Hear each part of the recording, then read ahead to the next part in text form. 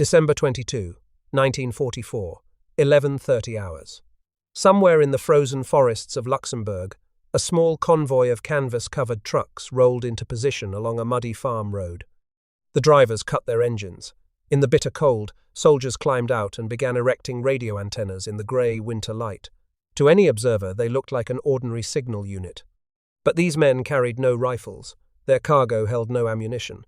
Inside those trucks sat something far more dangerous than bullets: radio transmitters, and the fate of hundreds of thousands of American soldiers hung in the balance. These men belonged to one of the most classified units in the United States Army, a unit so secret that even their own families would not learn the truth for another 50 years. They were about to attempt something that had never been done in the chaos of a major battle. They would create phantom divisions out of thin air, using nothing but radio waves and the art of deception. The German army was driving toward the Meuse River. American forces were in full retreat. Bastogne was surrounded. And in the middle of this catastrophe, 1,100 men armed with inflatable tanks, sound trucks, and radio transmitters were about to deploy their unique form of warfare. This is the story of the Ghost Army. To understand what happened in those frozen woods, we must first understand the men who made it possible. On January 20th, 1944, at Camp Forest, Tennessee, the United States Army activated the most unusual military unit ever assembled. It was designated the 23rd Headquarters Special Troops. On paper, it looked like any other support unit. In reality, it was the first mobile tactical deception force in American military history. The unit was commanded by Colonel Harry L. Reeder, a career officer who would lead these men from activation through their return to the United States after victory in Europe. Under his command served 82 officers and 1,023 enlisted men, roughly 1,100 soldiers in total. Their mission was audacious beyond imagination. This small force was expected to impersonate 2 full divisions of 30,000 troops. They would make the enemy see armies that did not exist. They would wage war not with bullets, but with illusion. The concept originated with 2 brilliant minds in the 12th Army Group Special Plans Branch. Lieutenant Colonel William Allen Harris was a West Point graduate from a distinguished military family. His partner was Major Ralph Ingersoll, a celebrity journalist who had founded PM newspaper and served as managing editor of The New Yorker. Ingersoll had travelled to London and studied British deception operations in North Africa, particularly Operation Bertram at El Alamein in 1942. The British had used dummy tanks and fake artillery positions to fool German Field Marshal Erwin Rommel about the direction of the main attack. Ingersoll became convinced that Americans could take these techniques even further. He later called the Ghost Army his only original contribution to his country's armed forces. Working with British planners who had pioneered tactical deception, Ingersoll and Harris designed something entirely new: a self-contained unit capable of deploying multiple forms of deception simultaneously: visual, sonic, radio, and what they called atmosphere. The combination of these elements would create illusions so convincing that German intelligence would accept them as reality.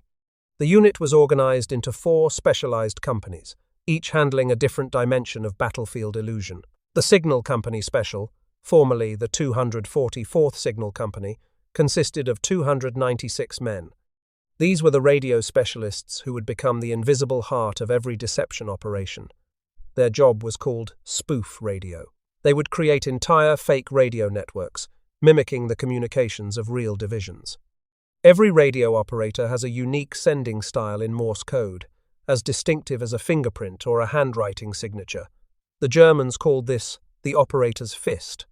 German signals intelligence, known as the Funkaufklärung, routinely monitored Allied radio traffic to track unit positions and movements. They identified individual operators by their distinctive sending patterns. They analyzed network structures and call sign systems. They counted active radios to estimate unit size.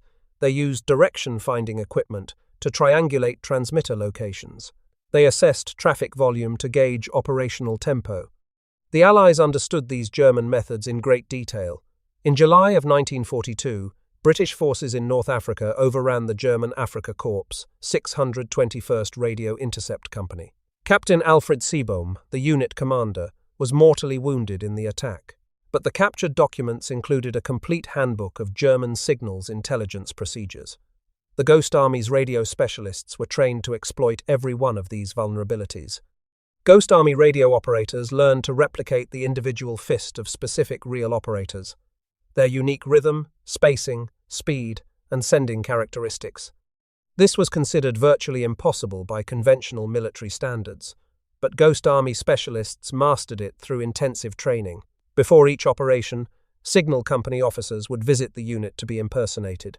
They studied its radio networks, operator fists, traffic patterns, frequencies, call signs, authentication procedures, and encryption methods. They obtained the target unit's complete signal operating instructions.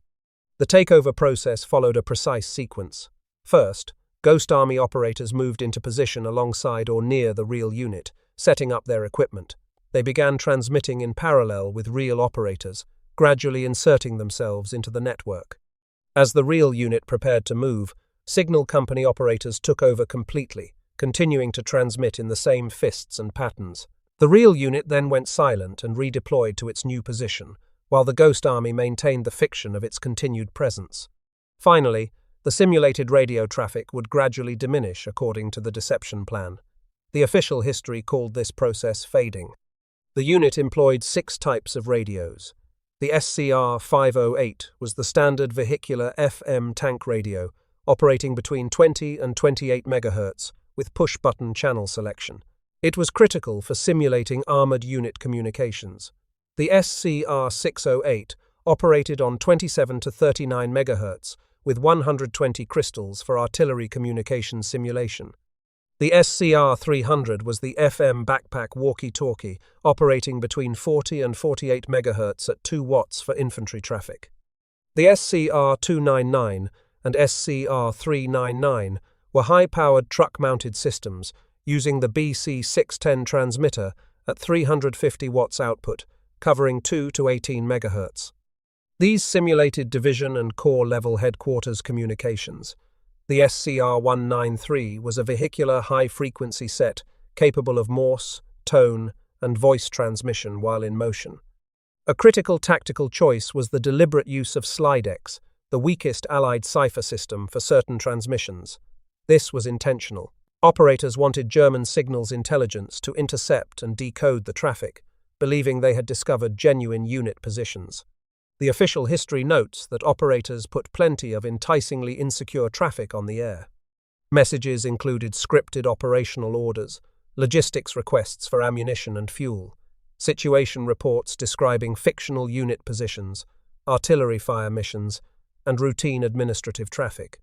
All calibrated to match what German analysts would expect from the specific type of unit being simulated. The 603rd Engineer Camouflage Battalion Special was the largest subunit with 379 men. These soldiers handled visual deception using inflatable rubber tanks, trucks, artillery pieces, jeeps, and aircraft. Each inflatable tank could be inflated in approximately 15 minutes by a small team using an air compressor. When deployed properly and viewed from the air or at a distance, they were indistinguishable from real armor. The Army recruited many of these men from art schools in New York and Philadelphia. The unit included some of the most talented young artists in America. Private Bill Blass would become one of the greatest fashion designers of the 20th century, dressing first ladies and Hollywood stars. Private Ellsworth Kelly would become a pioneer of abstract and minimalist art, whose paintings now hang in major museums around the world. Sergeant Art Kane would become one of the most celebrated photographers in American history, famous for his jazz portraits. These men brought an artist's eye to the work of deception, understanding instinctively how to create convincing visual illusions. The 3,132nd Signal Service Company Special numbered 145 men. They executed sonic deception using 500-pound speakers mounted on M3 A1 half-tracks. Engineers at Bell Laboratories had worked with the Army to record actual tank columns, artillery batteries, and infantry movements at Fort Knox. These recordings captured every detail: the rumble of engines, the clank of tank treads, the shouts of men. When played through the massive speakers at night, the sounds could be heard up to 15 miles away. German soldiers listening in the darkness would swear they heard an armored division moving into position. The unit was trained by Colonel Hilton Howell Rayleigh, a former journalist who had famously recruited Amelia Earhart for her transatlantic flight. Rayleigh understood the power of creating believable narratives. Under his guidance, the sonic specialists learned to time their broadcasts for maximum psychological effect. The 406th Engineer Combat Company Special provided security and construction with 168 men under Captain George Rebb. They protected the other units during operations. They built fake installations.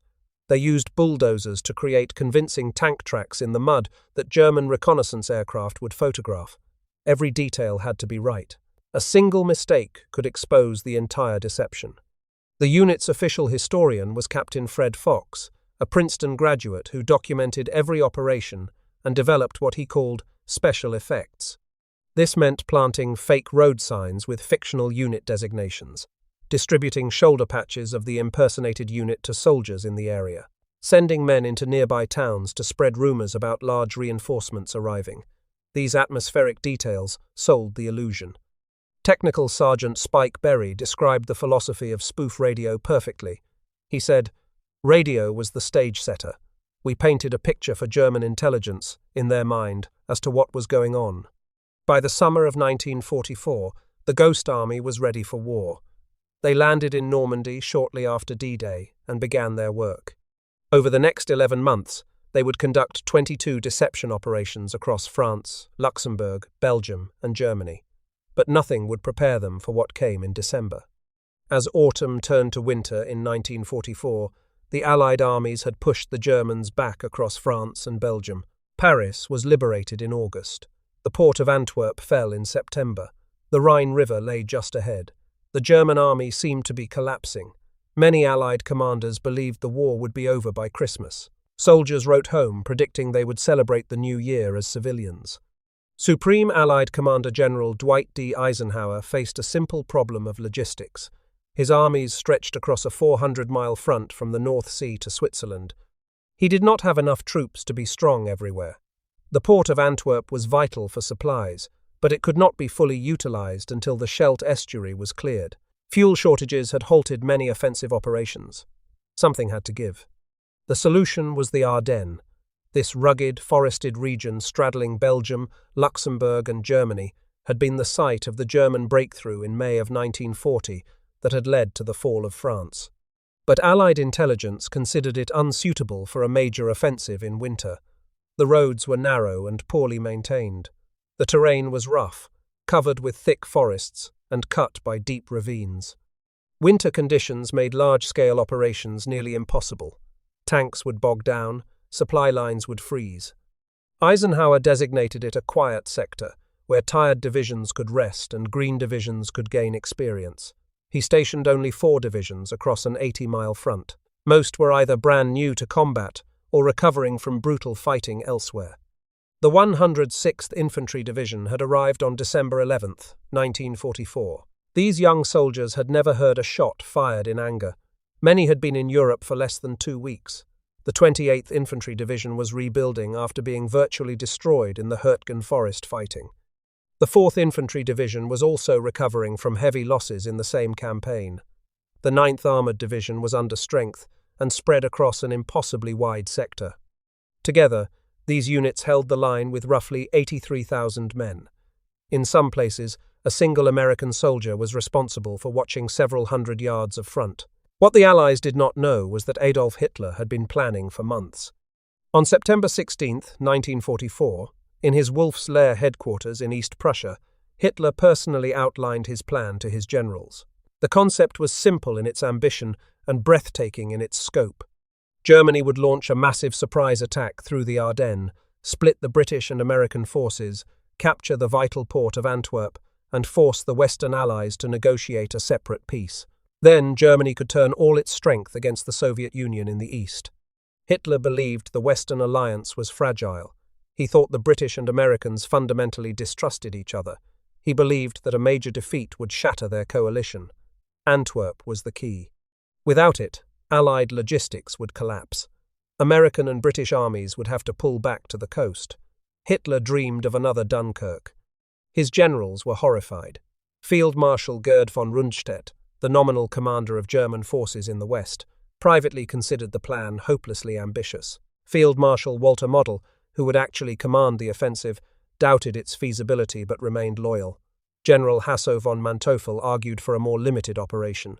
Hitler listened to no one. He attached a handwritten note to the operation order. It read simply, "Not to be altered." The offensive was codenamed Operation Watch on the Rhine. The name itself was deception, implying a defensive operation to protect the German frontier. Hitler assembled 3 armies under Army Group B, commanded by Field Marshal Model. The 6th Panzer Army under SS General Josef Dietrich would attack in the north with elite Waffen-SS divisions. These included the 1st SS Panzer Division, Leibstandarte Adolf Hitler, Hitler's original bodyguard unit grown into a powerful armoured formation. The 12th SS Panzer Division, Hitler Jugend, manned largely by fanatical young volunteers, would also participate. These were among the most experienced and ruthless soldiers in the German army. The 5th Panzer Army under General Hasso von Manteuffel would strike in the centre with regular Wehrmacht formations. The 2nd Panzer Division, the Panzer Lehr Division, and the 116th Panzer Division formed his striking force. Manteuffel was perhaps the most talented tactical commander the Germans still had. He would achieve the deepest penetrations of the offensive. The 7th Army, under General Erich Brandenberger, would protect the southern flank, preventing American counterattacks from that direction. Total German strength for the initial assault numbered approximately 200,000 troops, 1,000 tanks and assault guns, and 2,000 artillery pieces organized into 24 to 30 divisions. The Germans achieved something that seemed impossible in late 1944. They achieved complete surprise. Their deception was masterful and comprehensive. Total radio silence was imposed on all units participating in the offensive. This was extraordinarily difficult to enforce. Modern armies depended on radio communications. But the Germans knew that Allied signals intelligence, particularly the Ultra program based on decoded Enigma traffic, was devastatingly effective. Orders travelled only by telephone landlines, teleprinter machines, and officer couriers riding motorcycles through the night. Inside Germany's borders, the extensive domestic telephone network eliminated the need for radio communication. This neutralized Ultra, the Allies' greatest intelligence asset. The codebreakers at Bletchley Park could not intercept messages that were never transmitted. German intelligence created a fictional 25th Army with a fake order of battle of 10 divisions, broadcasting increased radio traffic near Düsseldorf. This made it appear that the 6th Panzer Army was assembling for defensive purposes near Aachen, not for an offensive through the Ardennes. All troop movement occurred at night under the thick Ardennes forest canopy. Troops marched through the darkness, often without headlights, navigating by the dim glow of hooded flashlights. Charcoal replaced wood for cooking fires to reduce visible smoke. Aircraft were grounded to prevent any chance of Allied interception, revealing the build-up. Troops received their final orders only hours before the assault. Junior officers did not know where they were going until the last moment. The result was catastrophic for Allied intelligence. By December 15th, American analysts had identified only 7 of the 17 German divisions massed for the attack. The build-up of several 100,000 men and 1,000 tanks had gone almost completely undetected. One man got it right. Colonel Oskar Koch was the G2 intelligence chief for General George S. Patton's Third Army. Koch was a meticulous analyst who trusted his instincts and distrusted the optimistic assessments coming from higher headquarters. He used all available sources: aerial reconnaissance, prisoner interrogations, civilian reports from the Eifel region, signals intelligence fragments, railroad traffic analysis. He put the pieces together. On December 9th, Koch delivered a briefing to Patton that accurately predicted 13 German reserve divisions, including 5 panzer and 6 paratroop units concentrated in the Eifel region. He warned that a major counteroffensive was possible. Patton listened carefully. He trusted his intelligence officer when others did not. Patton ordered his staff to prepare 3 contingency plans, codenamed Cent, Nickel, and Dime. These plans would allow Third Army to pivot 90 degrees and strike north into the German flank within 48 hours. Staff officers worked through the nights preparing movement orders, supply arrangements, and communication procedures.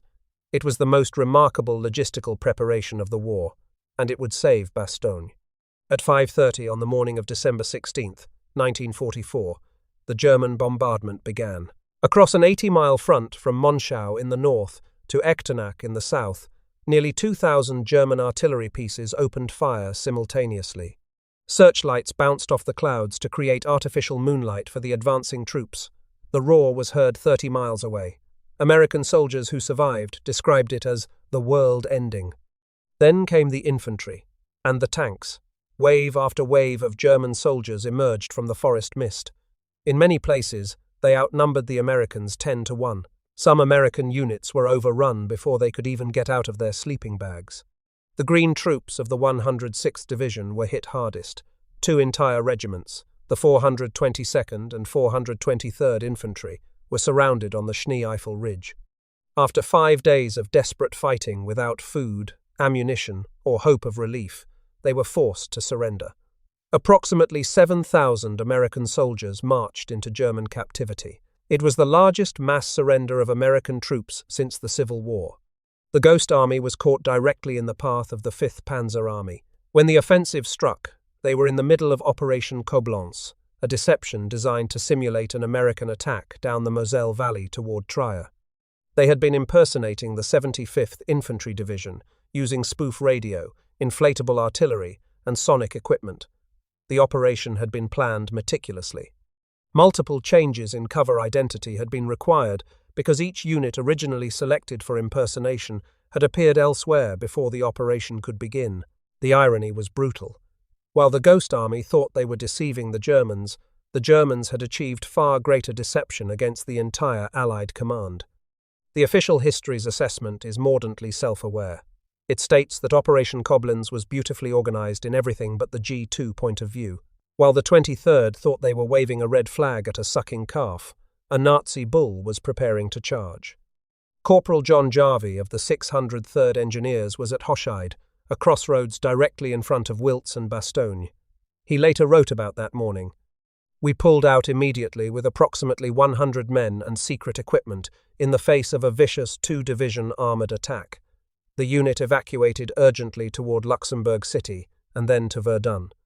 The reason for the hasty retreat was not cowardice, it was absolute necessity.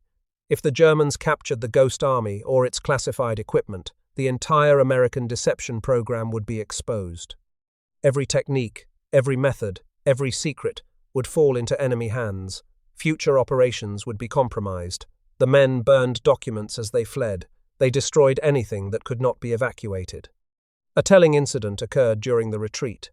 American soldiers from other units were furious when they discovered that the 75th Infantry Division had apparently vanished from its positions. They did not know the 75th had never been there at all. It was only rubber and radio signals. The deception had been so convincing that it fooled friendly forces. This was both a success and a disaster. The Ghost Army had proven their methods worked, but the enemy's own deception had overwhelmed everything else. Events moved with terrifying speed over the following days. On December 17th, at a crossroads near Malmedy, SS troops from Kampfgruppe Peiper murdered approximately 84 American prisoners of war. The massacre was discovered almost immediately. Word spread through American lines, stiffening resistance everywhere. Soldiers who might have considered surrender now fought to the last bullet. Eisenhower recognized the scope of the attack and released the 82nd and 101st Airborne Divisions from reserve. The paratroopers were resting in camps around Reims, France, recovering from the disastrous Operation Market Garden in September. Many did not have proper winter equipment. They climbed into trucks and headed for the Ardennes through the night. The 101st reached Bastogne on December 18th, just hours before German forces completed their encirclement. On December 19th, Eisenhower convened his commanders at Verdun in an old French army barracks. The mood was grim. German spearheads were driving deeper every hour. The situation map showed an ever-expanding bulge in the Allied lines, but Eisenhower refused to accept defeat. He looked around the room and said that the present situation should be regarded as one of opportunity, not disaster. There would be only cheerful faces at this conference table. Then Patton spoke.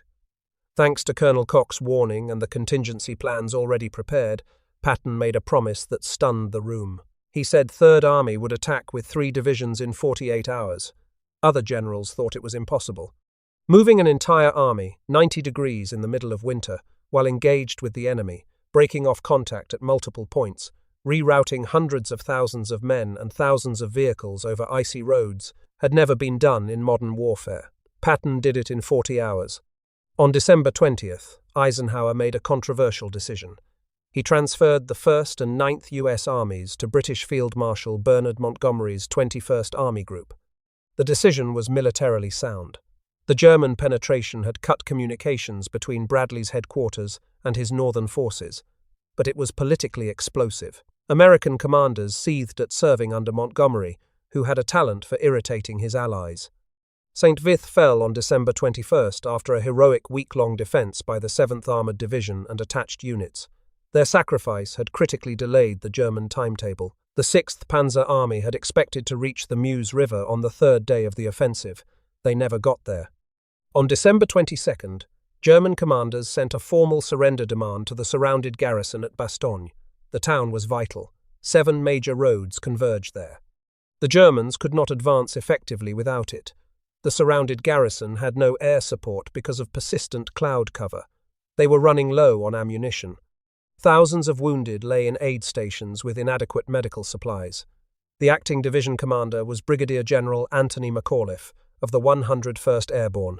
His reply became legendary in American military history. He wrote a single-word response to the German ultimatum: nuts. The German officers who received this reply did not understand the American slang. They had to ask what it meant. When told it was the equivalent of "go to hell," they withdrew. It was on this same day, December 22nd, 1944, that the Ghost Army launched Operation Kodak. The situation was desperate. Patton's Third Army was driving north to relieve Bastogne. The 4th Armored Division and 80th Infantry Division were the spearheads of this counterattack. These formations were racing against time, pushing through winter conditions, fighting German resistance at every village and crossroads. But German intelligence was watching for exactly this movement. If they detected Patton's main thrust accurately, they could reinforce against it, halt the relief, and doom Bastogne. The Ghost Army received new orders. They would use radio deception to create phantom images of the 4th Armored Division and 80th Infantry Division in a completely different location. The fake units would appear to be positioned southeast of their actual sectors, near Echternach. This would make German intelligence believe that the American counterattack force was being held as a defensive reserve, not driving toward Bastogne. This operation would be different from anything the Ghost Army had done before. There was no time for inflatable tanks, no time for sonic trucks, no time for special effects. The battle was moving too fast. Operation Kodak would use radio deception alone. The official history noted ruefully that the 23rd had barely enough time to load the camera before it was all over. Kodak only lasted 24 hours. Signal trucks moved into position by late afternoon on December 22nd. The operators set up their equipment in the freezing cold, their breath crystallizing in the air. 29 radio sets would simulate the entire communication network of 2 American divisions. Each operator had studied the units they would impersonate. They knew the call signs, the frequencies, the authentication procedures, the encryption methods. Most importantly, they had learned to replicate the distinctive sending styles of real operators, the individual fists that German intelligence would recognize. The first transmissions began after dark. The operators sent traffic that German signals intelligence would expect from these units. Operational orders requesting supplies and ammunition. Logistics reports describing fuel status. Situation reports describing fictional unit positions. Artillery fire missions being coordinated. Routine administrative messages about personnel and equipment. All of it was fake. All of it was designed to be intercepted. The Ghost Army deliberately used Slidex, the weakest Allied cipher system. They wanted the Germans to decode these messages. They wanted enemy intelligence officers to believe they had discovered genuine American dispositions. The operators put what the official history called plenty of enticingly insecure traffic on the air. Through the night, the radio operators maintained their phantom networks. The 406th Combat Engineers provided security, with each squad assigned to protect a radio truck. The temperature dropped below 0 degrees Fahrenheit. The men worked in darkness, hunched over their equipment, their fingers stiff with cold as they tapped out Morse code messages about units that existed only in the airwaves. Then came the German artillery. 5th Infantry Division troops nearby recognized the incoming shells. The Ghost Army positions were being bracketed with fire. Whether this was coincidence, routine harassing fire, or deliberate targeting based on direction finding of their transmitters, the men could not know. They continued transmitting. The mission was more important than their safety. At dawn on December 23rd, something miraculous happened. The weather cleared. For the first time since the offensive began a week earlier, the skies over the Ardennes turned blue. American soldiers looked up from their foxholes and trenches to see aircraft by the hundreds. P-47 Thunderbolts and P-51 Mustangs screamed overhead, hunting German tanks and trucks. Medium bombers hit supply depots and railroad junctions. C-47 transports began dropping desperately needed supplies to the surrounded garrison at Bastogne. Red, yellow, and blue parachutes blossomed over the town, bringing ammunition, food, and medical supplies. The Ghost Army operators watched the vapor trails criss-crossing the sky. They knew the tide was turning. By morning of December 23rd, Operation Kodak was complete. Total duration, approximately 24 hours. The unit's own assessment was candid and honest. The official history stated that appraisal of Operation Kodak is difficult. Events were moving too fast for the enemy to be long deceived. However, any confusion to the German and the resultant delay it would produce would be beneficial to the US cause at that crucial time. There is no surviving German documentation confirming that Operation Kodak specifically deceived their intelligence. The chaotic conditions of the offensive, the brief duration of the operation, and the limited post-war German records available mean the German reaction remains unknown. What is known is that the Ghost Army did what they had been trained to do, at a moment when the American cause seemed darkest. 3 days later, on December 26, 1944, the 37th Tank Battalion of the 4th Armored Division broke through German lines at Ardennes. Lead tanks smashed through the village, their guns blazing. At 1650 hours, 1st Lieutenant Charles Bulge's Sherman tank made contact with the 101st Airborne perimeter. The siege of Bastogne was lifted. The German offensive had lost its last chance to succeed. The Battle of the Bulge continued for another month, until January 25, 1945, when the lines were roughly restored to their mid-December positions. The final toll was staggering. American casualties numbered between 80,000 and 108,000, depending on the source and scope of counting. Approximately 19,000 American soldiers died. It was the bloodiest battle American forces fought in all of World War II. German casualties ranged from 67,000 to 120,000. They had lost equipment they could not replace, fuel they could not replenish, and soldiers who could not be trained in time. The war in the West would be over in 5 months. The Ghost Army conducted 3 additional operations during this period. Operation Metz I, from December 28 through 31st, used radio deception to show that the 87th Division remained committed in the Metz area when it was actually departing for the battle. Operation Metz II in early January covered the relief of the 90th Infantry Division by the 94th Infantry Division, using radio alone to hold the departing division in position for 12 to 24 hours until the transition was complete. These operations bought precious hours during critical transitions.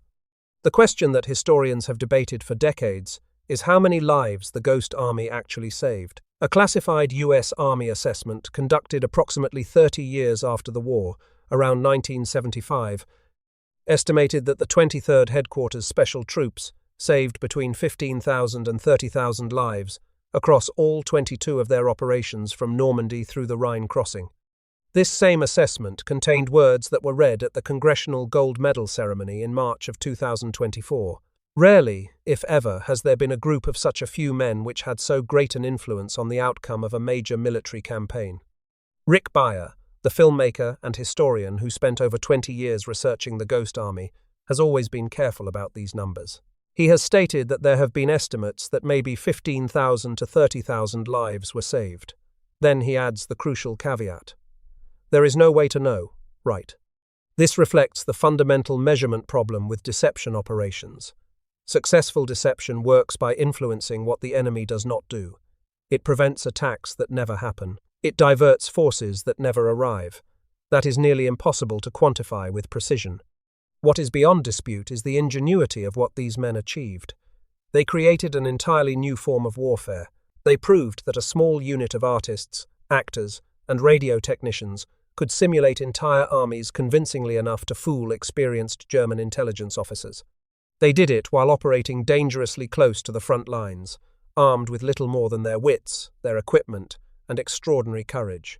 The Ghost Army went on to their greatest triumph after the Bulge. Operation Viersen in March of 1945 supported the Allied crossing of the Rhine River, the last major barrier to the heart of Germany. The 23rd simulated the 30th and 79th Infantry Divisions, drawing German attention 10 miles from the actual crossing point. 9th Army Commander, Lieutenant General William H. Simpson specifically commended the unit for their contribution. The 9th Army crossed the Rhine virtually unopposed. Thousands of soldiers who might have died in opposed crossing operations lived because the Germans were defending the wrong place. But the story of the Ghost Army remained secret for decades after the war ended. The men were sworn to absolute silence. When they returned home, they could not tell anyone what they had done. Not their parents, not their wives, not their children. The records were classified. The unit was disbanded, and its soldiers returned to civilian life, carrying a secret they could not share. Some became famous in their post-war careers. Bill Blass built a fashion empire that dressed first ladies and Hollywood royalty. Ellsworth Kelly created masterpieces of modern art that hang in the greatest museums in the world. Art Kane photographed the legendary jazz musicians of the century. But none of them spoke publicly about their war service. The secret held. The first feature-length account of the unit appeared in Smithsonian Magazine in April of 1985, written by Edward Parks with illustrations by Ghost Army veteran Arthur Shilstone. The records were briefly declassified around that time, allowing limited research. Then they were reclassified again. Full declassification did not come until 1996, more than 50 years after the war ended. Jonathan Gaughan published the first scholarly military history of the unit in 2002. Rick Beyer began his research in February of 2005 after meeting Martha Gavin, the niece of Corporal John Jarvie, and seeing wartime sketches for the first time. Beyer was captivated by the story.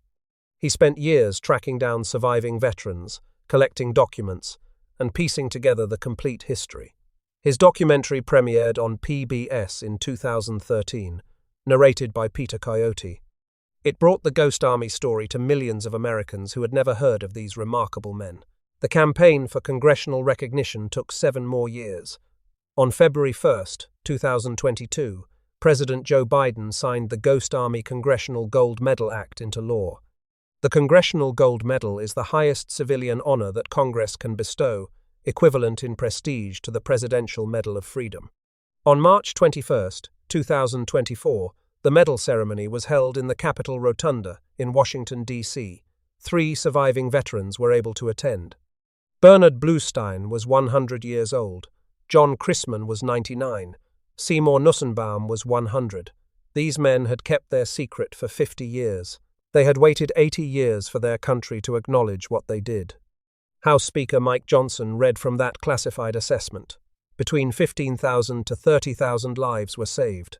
The old soldiers sat in their wheelchairs, finally receiving the recognition they had earned in the frozen forests of Europe so many decades before.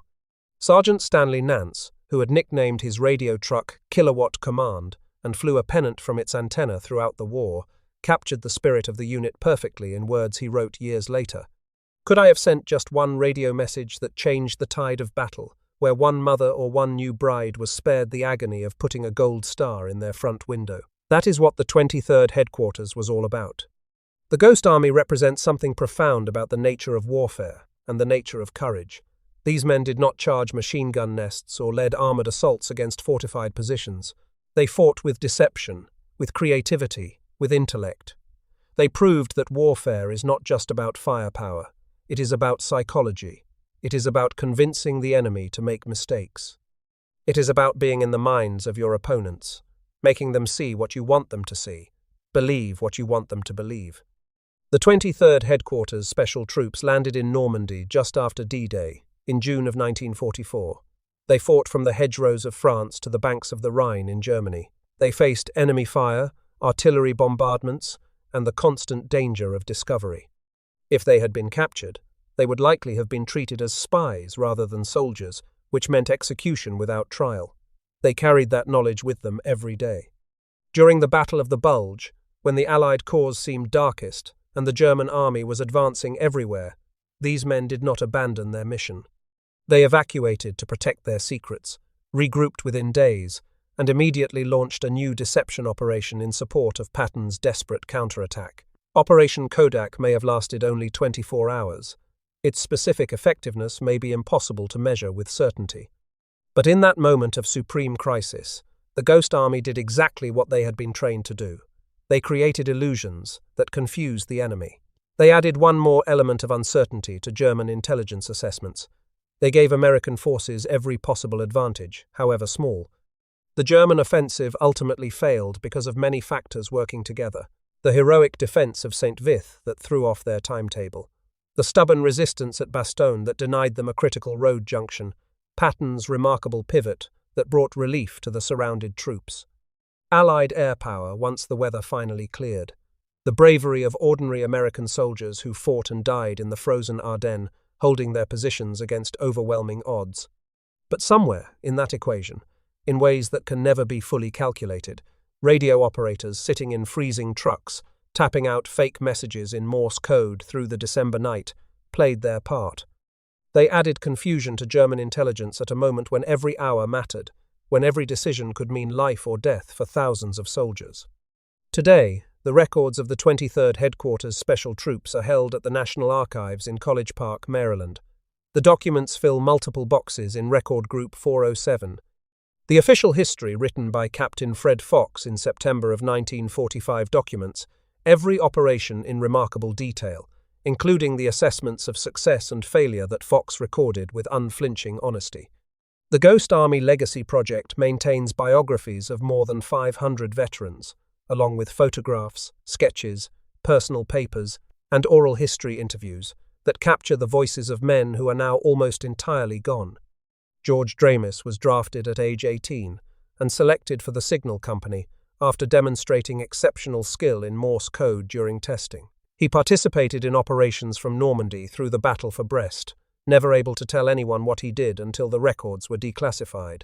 Sergeant Bob Tompkins kept a diary throughout the war that survives as one of the best primary sources for daily life in the unit. These men were ordinary Americans who found themselves doing extraordinary things, carrying secrets that weighed on them for decades. The National World War II Museum in New Orleans has featured exhibits on the Ghost Army, displaying inflatable tanks that fooled German reconnaissance, speaker systems that broadcast phantom armies, and the personal artwork that soldiers created during their service. Many Ghost Army veterans were sketching and painting even while on operations, documenting the war in ways that regular combat soldiers rarely had time to do. The Congressional Gold Medal hangs in the Smithsonian Institution, a permanent testament to their service. The citation reads, "For their unique and highly distinguished service during World War II, which was instrumental in saving many American and Allied lives." On that frozen December morning in 1944, when the world seemed to be ending in the Ardennes, a handful of American soldiers set up radio antennas in the snow. They began transmitting messages about divisions that did not exist, positions that were empty, orders that would never be carried out. German intelligence officers somewhere in the darkness intercepted those signals, decoded them, and believed them. Somewhere in the confusion that followed, American soldiers lived who might otherwise have died. We cannot know precisely how many. We cannot trace the exact chain of cause and effect. But the men of the Ghost Army did not need to know the exact number. They knew what they were doing mattered. They knew they were fighting for their country in their own unique way, and that was enough. They called themselves the Ghost Army because they created phantom forces from nothing. They made divisions appear where there were only radio trucks. They made tanks materialize where there was only rubber and air. They made the enemy see what was not there and miss what was. But there was nothing ghostly about their courage.